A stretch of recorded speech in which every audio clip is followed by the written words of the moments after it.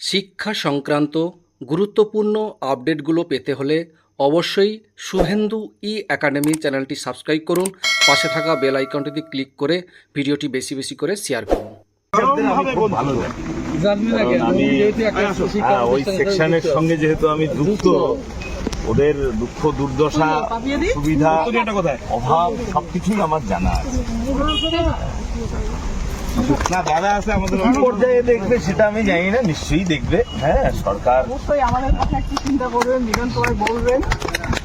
বিধানসভায় আপনাদের কথা আমি অনেকবার বলেছি। হ্যাঁ, কারণ আমাদের সতেও নিশ্চয়ই এখন বিধানসভায় বলবার আমাদের ব্যাপার নেই, সরকারের মাঝখানে বলার এবং কি করা যায় সেই বিষয়টা দেখবার, বাইরে কিছু নেই। সংস্থান করবার প্রয়োজন আছে। দিদিমণি তো খেলাধুলা করে অনেক কিছু করেছেন, বাকিটা এখন আমরা দেখে নিচ্ছি কি অবস্থায় আছে না আছে। সময় লাগবে যে না, যারা যত ক্যাজুয়াল আছে সবাইকে পার্মানেন্ট, একদিনে দেখা যাবে হয়তো সংখ্যাটা 50 লক্ষ, সেটা হয়তো সরকার পারবে, তাই না? কিন্তু স্যার আমাদের যে কিছু করে অর্থনৈতিক এই 12-13 হাজার টাকা আমাদের তো নুন আনতে পান্তা ফুরোনো, বাচ্চার একটা আমরা চিকিৎসা করাতে পারি না, নিজের একটা চকলেট এনে দিতে পারি না, এই অবস্থা আমাদের। এত কষ্টদায়ক জীবন আমাদের চলছে, এর থেকে যেন আমরা একটু। আমি তো আরো একটা সেকশনকে দেখলাম আজকে এসেছিল আইসিটি, ওরা নাকি 7,000 করে পায়। আর স্যার আমাদের মধ্যে আর একটা সেকশন আসলো, ওরা হেলথের থেকে ওরাও নাকি ওরকমই 5-7 হাজার টাকা পায়। এরকম বহু সেকশন আছে, আমরা তো বহু আগে থেকে। আর আমাদের মধ্যে তো অনেক আমরা সকলেই যোগ্যতা সম্পন্ন, এতদিন ধরে চাকরি করছি, এর মধ্যে দেখলাম আমি ফেসবুকে যে সম বেতন তো দাবি করলে হবে না, সম যোগ্যতা।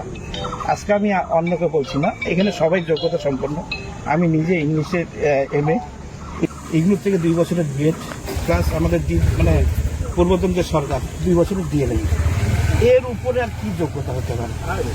দেখুন মোটামুটি ওই সময় যারা নিয়োগ পেয়েছিল সবারই মোটামুটি এরকমই সবাই তো পরবর্তীতে সবাইকে বিএড করিয়ে নেওয়া হয়েছে।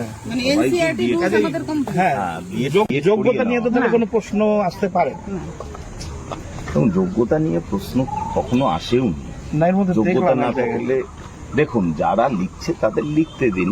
হ্যাঁ, অনেকের এটা বক্তব্য আছে, আমরা তো পরীক্ষা দিছি, ওরা কেন পরীক্ষা দেয় নাই, এই ধরনের এটা ব্যক্তিগত অসুয়া থেকে করা হয়, এটা সরকারের বক্তব্য না।